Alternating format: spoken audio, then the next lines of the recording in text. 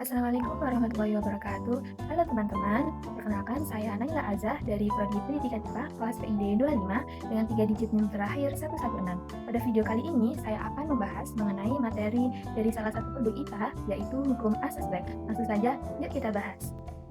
Nah, apa sih hukum asas Black itu?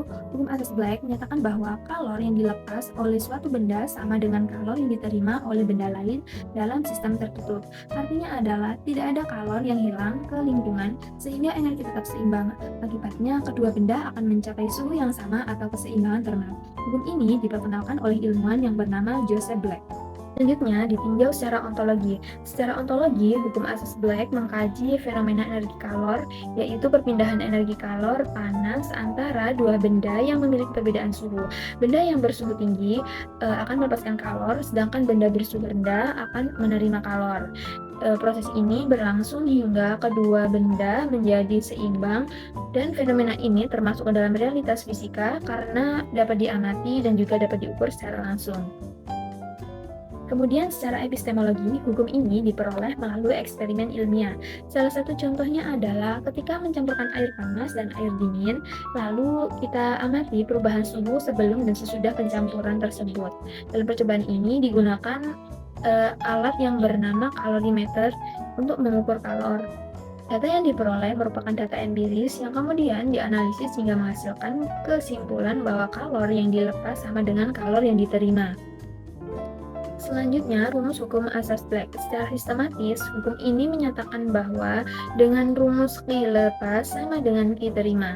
Rumus ini berlaku pada sistem tertutup, di mana tidak ada kalor yang keluar atau masuk ke lingkungan. Dengan rumus ini, kita dapat menghitung besarnya kalor dalam berbagai peristiwa perpindahan panas. Secara aksiologi atau manfaatnya, hukum asas Black ini sangat berguna dalam kehidupan sehari-hari, terutama dalam membantu perhitungan kalor. Selain itu, hukum ini digunakan dalam teknologi pendinginan dan pemanasan seperti kulkas atau pemanas air. Dalam bidang pendidikan, hukum ini juga sering digunakan dalam praktikum IPA untuk mempermudah pemahaman konsep energi kalor. Untuk contoh penerapan dalam kehidupan sehari-hari, yang pertama ada mencampurkan air panas dan air dingin, di mana terjadi perpindahan kalor sehingga suhu menjadi seimbang.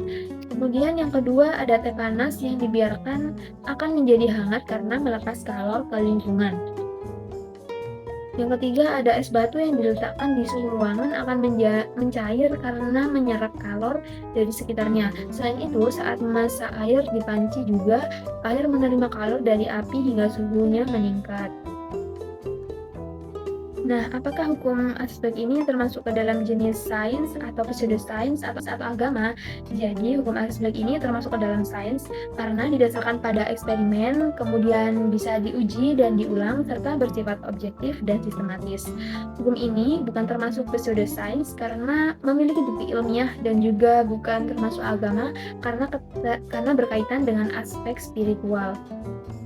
Metode proses penemuan hukum asas Black ini termasuk ke dalam induktif karena ditemukan melalui percobaan tentang perpindahan kalor dan pengamatan bahwa kalor yang dilepas sama dengan kalor yang diterima.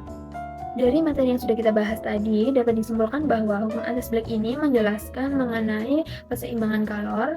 Dia juga termasuk ke dalam ilmu sains, ditemukan melalui metode induktif, dan memiliki manfaat yang luas dalam kehidupan sehari-hari, serta sangat penting dalam pembelajaran IPA. Dan video pembahasan kali ini itu saja yang bisa saya sampaikan, semoga bermanfaat. Wassalamualaikum warahmatullahi wabarakatuh.